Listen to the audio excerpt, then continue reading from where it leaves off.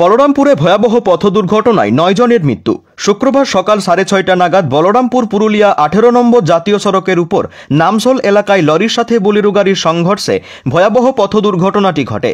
খবর পেয়ে ঘটনাস্থলে গিয়ে বোলেরো গাড়ির সকল যাত্রীকে উদ্ধার করে স্থানীয় বাঁশগড় হাসপাতালে নিয়ে গেলে সেখানে কর্তব্যরত চিকিৎসক ৯ জনকে মৃত বলে ঘোষণা করেন।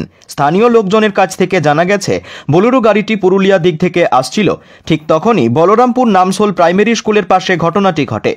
ঘটনাস্থলে বলরামপুর থানার বিশাল পুলিশ বাহিনী। জানা গেছে, ঝাড়খণ্ডের ইচাগড় থানা এলাকার পাতকুম চিরুগুড়া থেকে পুরুলিয়া জেলার বড়াবাজার থানা এলাকার আদাবোনা গ্রামে বিয়েবাড়িতে এসেছিল তারা। সেখান থেকে ফেরার পথে বলরামপুর নামসল এলাকায় পথ দুর্ঘটনাটি ঘটে।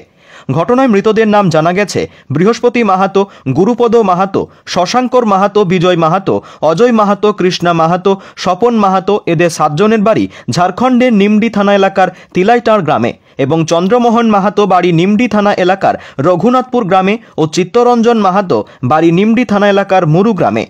বলরামপুর থেকে আমানের রিপোর্ট,